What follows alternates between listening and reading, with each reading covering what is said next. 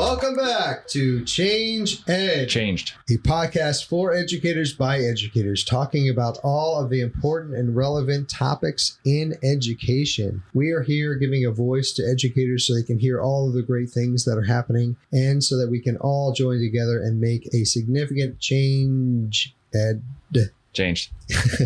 impact in the world. I'm your host, Andrew Kuhn, educational consultant from Montgomery County Intermediate Unit, and here with me, Patrice Somachek, also an educational consultant from Montgomery County Intermediate Unit. and back with a vengeance. Off the bench. Tony Marabito, Carbon Lehigh Intermediate Unit, Staff Development Facilitator. We have a very exciting show for you today. Lots of great questions. And in fact, the three co-hosts are going to be guests on the show.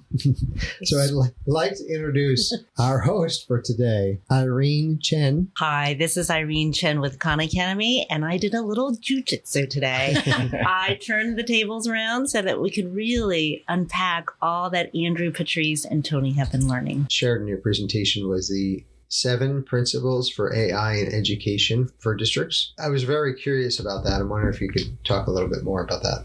Sure. Khan Academy, along with code.org, ISTE, ETS, a year ago, we said, hey, this is going to be a big deal. It feels a little overwhelming. There's going to be a ton of tools out there. We formed TeachAI. So I really just want to represent that this is really the work of a consortium, TeachAI. And the second thing I want to represent is TeachAI themselves then consulted with a ton of like the thinkers and the policymakers out there. So we came out with the 7 principles just so that we could have an organizing framework, right? It's not just about the tools. It's not just about the shiny tech. It's about how do we bring this to districts responsibly.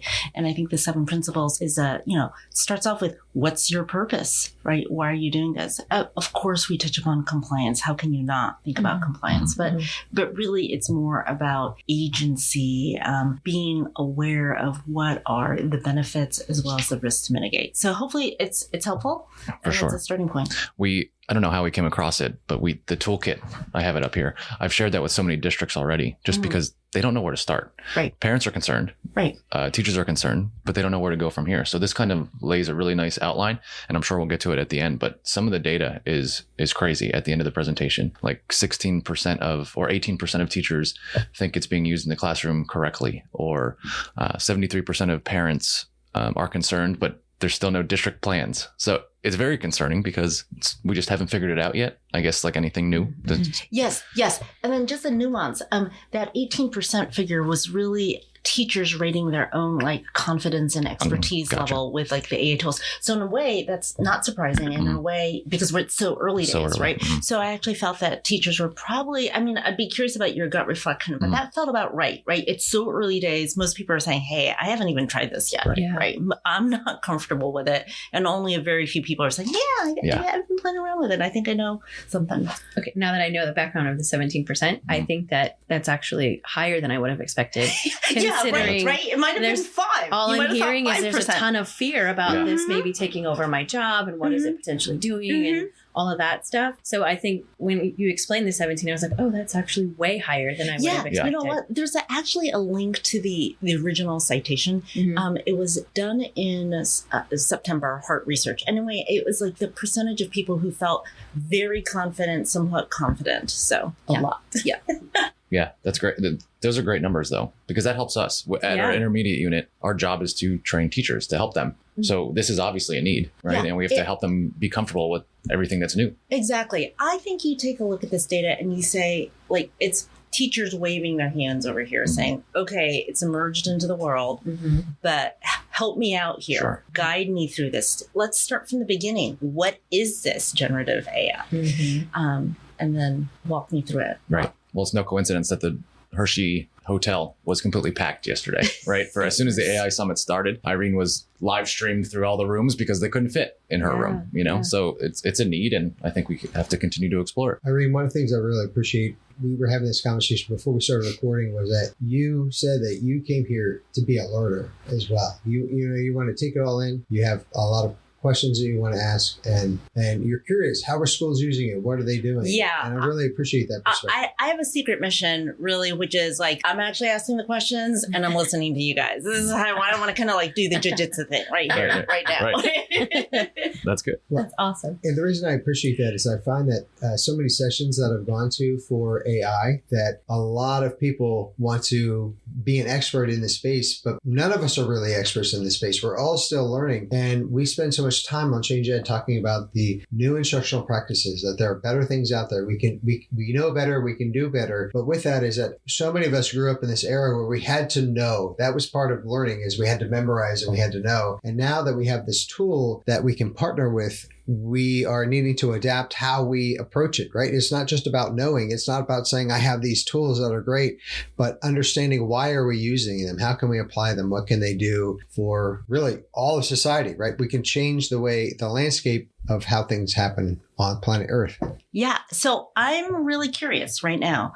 I think I'm looking at 3 experts. I mean, you laugh, you chuckle, but you are as expert as anybody out there, right? In terms of playing and experimenting. So what are you, as educators, what are you finding useful out there? Where do you want me to begin? Talk to me about some of the tools that you used this week. Well, I think the last 2 weeks. we're also in very different spots too, because you should say what you're using. Yeah, but we're also not in a classroom. Mm-hmm. So we're working with adults. So I would love to get more involved in things that are more student-centered or teacher-centered. But for me, I'm using more things like ChatGPT to help me refine my speeches or refine my write-ups for things that I'm doing at the IU. So that's kind of where I'm living with things like that. Have you shared with folks how you're using ChatGPT? Like, break down an example. So we're starting to. So we're getting to the point where we are, for this Change Ed piece, we're really focusing on instructional practices, because we don't want it to be about the tool. Mm-hmm. We want it to be about how are you changing your instruction and then utilizing the tools to make that instruction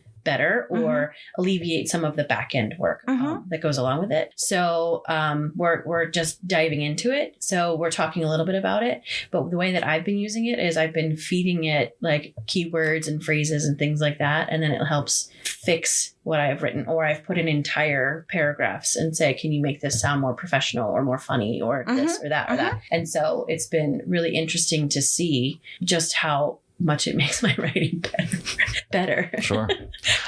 I have a unique kind of experience because I run so many networking groups at RIU.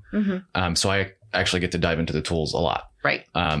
And my number one aspect in education is the relationships have to be first, right? So I'm finding tools like the unit generator, the lesson planner, that are taking away the minutia from teachers so they can focus on their students, right? So if I can show them a tool that I'm confused about the Steele standards, I need just a real quick hitter of, I need to teach this, this, and this. Now they can focus on how they're going to differentiate for their students rather than spending all the time diving into a standard or trying to create a lesson plan that might fit it.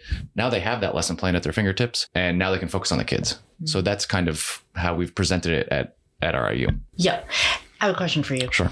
So I was in your session. It was a great session. And as I was listening to the different tools over, I leaned over to the teacher next to me and I said, hey, are these lesson plans, are they looking all about the same? Like, which do you prefer? Or like, what's more useful for you? And he leaned over to me and said, I don't use lesson plans at all. I know. I was like, I'm a veteran teacher. It's like, I don't use lesson plans. So then my next question is, well, in that case, what are some of the other jobs or tasks that you really want AI to help you with? Sure. And make easier in your life? It's a great point, because some of the veteran teachers have been doing so good for so long that they don't really need that structure. Report card comments, something so simple as that, that they can just be easily generated. Emails back to parents. Sometimes conversations can be difficult, right? So I'm going to run it through my AI just to make sure my tone is okay. Because, as anything through a text, through script, your tone isn't really reflected maybe the way you want it to. Just new ideas as opposed to, all right, I've taught physics this way. Maybe just give me another explanation, a multiple explanation of how this concept is out there. Just a few new ideas. And then I really like, when we start getting the students involved in those aspects, you can launch an AI assistant for the student, and then the student can talk back and forth with AI. So while that teachers working one-on-one or in a small group, these other students can now speak to the AI and have a conversation of, well, how do I work through this long division problem? So it takes a little bit of the heavy lift off the teacher, if that makes sense. I think it adds to the differentiation too. Like that allows for immediate differentiation where a student needs it. So I think that's one thing that I hear a lot in teachers that have large class sizes or like middle school, high school. I've heard from a lot of my friends that are ELA teachers, if you could just help me with quick feedback, and then I can take more time to go in depth to give deeper feedback. But if I can give them something to get started on, so then revision 2, they've got like all of my solid feedback, but it gives me a little bit more time to give them feedback while allowing kids to get immediate feedback, which is what we're learning is really important too. In this example, I'm so curious as how do you take a teacher who may feel a little wary or a little anxious or intimidated to the point where they go, oh, like, what do you do? That's a great question. So some of the things that we do, we really feel strongly about providing experiences for teachers because they don't know until they experience it. And so we provide them opportunities to play with things, to look at it from a different lens. We do a lot of asking questions. So we get them to open their minds up first. And so like we'll do in an entire day's worth of presentations with people. We will do probably the first hour or so. Like, let's talk about your mindset first. And then we'll ask these questions and get them to a place where they're a little more open. And then we give them a little bit of a nibble. Like, here's a little bit. Here's something easy that you can try. I'll go try it. And then let's come back and have a conversation about it. And then we do that throughout the day because we're finding that the small bite-sized chunks is where they're at, which is why we have the 15-minute podcast, and we have a magazine that we do because we give them little bits of information along the way, but also help promote their mindset. Andrew and I've been doing a lot with like understanding how adults learn because adults learn differently than kids do. And if you had to describe that the mindset changes might go from like A, B, C to maybe D, E, F, what does that maybe it could go from A to A.5, right? Yes. What is that? What are some of the things you've been noticing?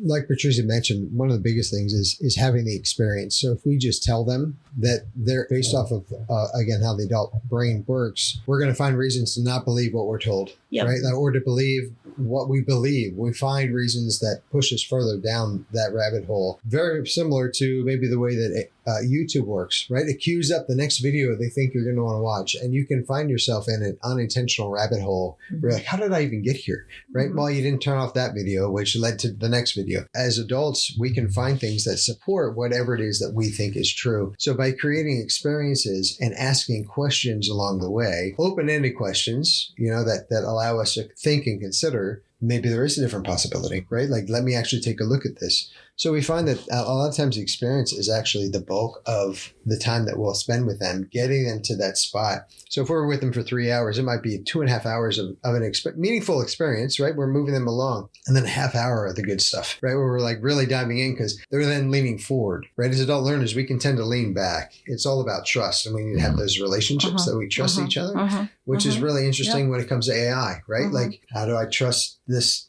thing? Right? I can't see it. I can't talk to it. I'm only typing with it. It's giving me back. As adults who've had experiences, the famous term Googling. How do we enter into this and utilize AI? Not in that sense, right? Like this is a different being, but there's a different possibilities here. And how do we as adults, we like to use what we know as a reference. We're exploring and going to something new, which is probably why those percentages are so low. Some people are like, I'm all in. This sounds awesome. Let's go. Others might be more apprehensive. So as Patricia was saying, showing them the possibilities, showing them what can happen. I have an AI presentation this morning, and we're doing the same thing. We're actually going to curate information together in that space.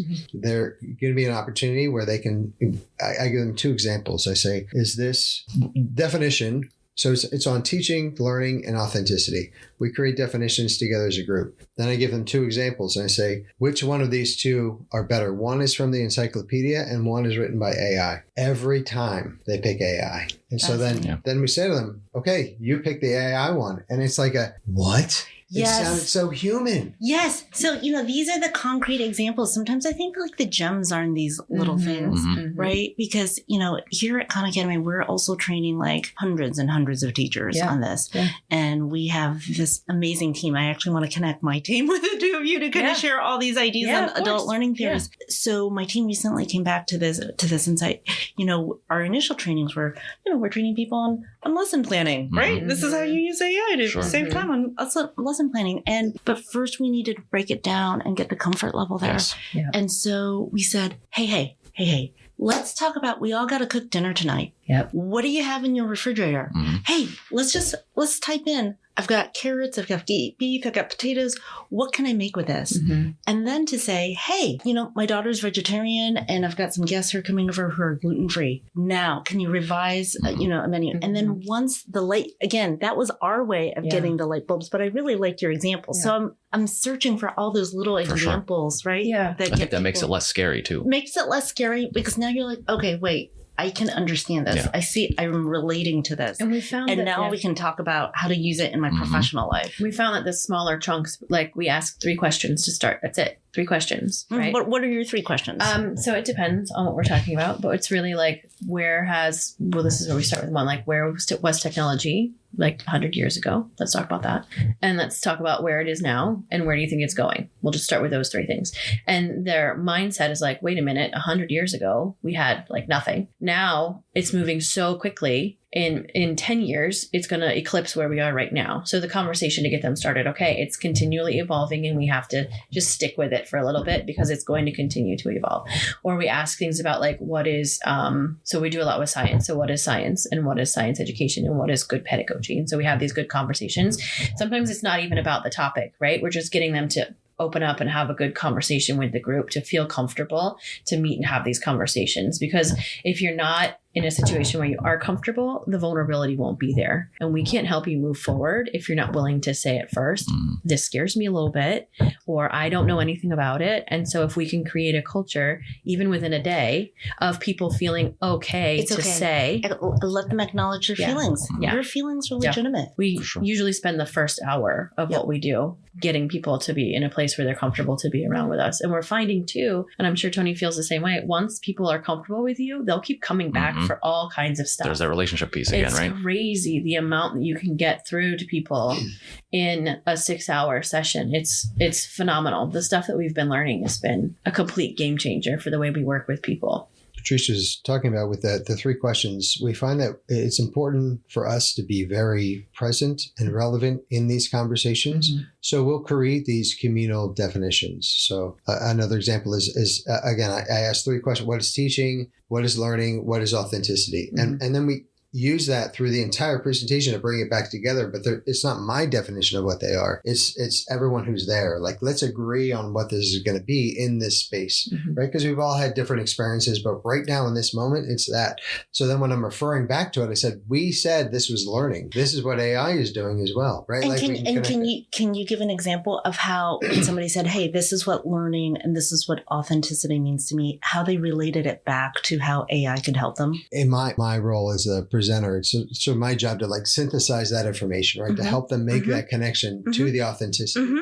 So actually, when you were talking earlier, I was thinking of 2 things. One was the hierarchy of learning, right? And what I was thinking about how you were saying, instead of jumping into a car that's going 60 miles an hour, let's just like get on a bike and start to pedal, which was your example of how about we just figure out we've got these ingredients. How can we make food, right? Like you have to learn how it works instead of jumping in an already moving vehicle and trying to navigate your way through that. That was a good example of where our educators are, because they want to be able to use it for their work. But if you don't know all the functionalities or all that you can do, you're actually not living into the potential. Authenticity was your question. And I think, that's really the work that we have to do, because just because we get something back doesn't mean that it's authentic. So by initially having that conversation of what is authenticity, the point of this presentation is to go through and say, okay, here's what we think teaching is. AI can be a teaching tool. It can teach us, but it's also a learning tool. It's learning at the same time. It's a give and take. Very much what we do as educators. So we're teaching and we're learning at the same time. Our job is how do we authenticate the information that is coming through? Because all sorts of factors. It could be jaded. It could be, false. It could be not true. Right? There's all those things out there that made up pictures and, whatever. So how are we empowering all users to be able to authenticate that information? And then what do you do with it? So we, as Patrice mentioned, we work with Steele's in Pennsylvania. So it's basically next generation science standards. And thinking about the 3 dimensions of learning, there's knowing, there's thinking, and there's doing. Now, if we have this tool that can have all this knowledge, be part of that knowing, that is a bigger case for us to empower our students. How do we help them think? How do we help them do? So we have been doing a lot of work on this co-pilot mindset of like, how do you have an AI as a co-pilot? Not to replace work that you're doing, but a co-pilot. And we really find that knowledge is power and empowering our educators, but not with this idea of like, oh, I'm going to get so much time back. AI will like do all of this work for me. Instead, I can do so much more by having a co-pilot. Yeah. It reminds me of when email came out and the conversation was, okay, I'm not as old as Tony, but I do remember when email came out. I remember when email came back. Thank you so much. And you're younger than me, so that's great. I appreciate that. Tony's the youngest one in the room. Yeah, that's okay. When email came out, the conversation was, oh my gosh, we're going to have half-day work days. We'll be out on the golf course by noon. And if anything, it's done the opposite. It's made our lives more on, right? We're doing more work. We're working more. We're working harder, more time. That's why I think in our efforts, we just want to make, again, knowledge is power. Like, what is this? What can this do? Let's not be short-sighted. Let's really talk about the why and think about the long-term benefits as well as the short-term and how it can help us now, but how empowering our students will make a huge difference in their lives. So do you believe, I think you're raising, hey, it may be a little bit of a false promise is like time savings, but it can be juicier in that you may be able to do more stuff that's meaningful of more of what you want. Yeah, absolutely. Oh, the benefits are tremendous. And in your example, I'll go back to it again with food. It's like it's the spice of life, right? You're like, oh, that's a great idea. I hadn't thought of that. Like, you're experiencing new things. It's kind of spontaneity. You have this co-pilot offering spontaneity. You're really pushing on that. It could be creative. Maybe some of your creative. It struck me, this is 9-10 months ago, about a year ago, ran into this science teacher and he was talking about the power of collaboration. He was telling me, I work at this high school, the small one, really continuing education type of. Yeah. And he says, like, I'm the only science teacher there. I have nobody to collaborate with. I have no coworkers. Right. And so now at 11 o'clock at night, at least I can generate some ideas and have a little bit of back and forth dialogue to get ready for tomorrow. Yeah. And I think it's super important too, when we're working with teachers, we need to get them in a room, show them something cool and new and get their buy-in, but then they have to be able to talk to each other about it. Yeah. We're not in the classroom every day anymore. Yeah. So they need to see a tool or an idea, and then they need to collaborate and say, how this could work for me. How about, what do you think about this? Or do you think this would work? So just generating the conversation and not letting it stop and not letting us rest on our laurel, right? I think that just brings so much more out of the conversation. And then the teachers feel more comfortable because actual teachers are using this and doing this. Yeah. Yes. So I was at an AI conference last week.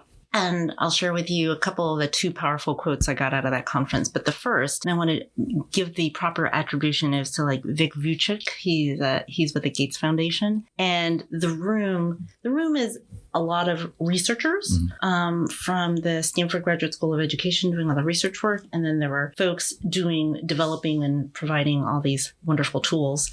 And so he's talking to developers and researchers. And he said, people, the tools and the technology are going to change in the next 3 to 5 years. We're not even going to know where we're going to be 5 years from now. So if you're looking to make an impact on kids and teachers in the education system, it's about the people. Oh. Yep. And this is what I hear the 3 of you doing, which is like, how do you help people get comfortable, get the little ahas, shift their mindsets? How do you find the collaboration time? That's what I hear the 3 of you talking about. And it's for us, it's a lot about how can we help teachers to see that it's less about the knowing anymore. Like, we used to very much stand and deliver, and here's all the information you need.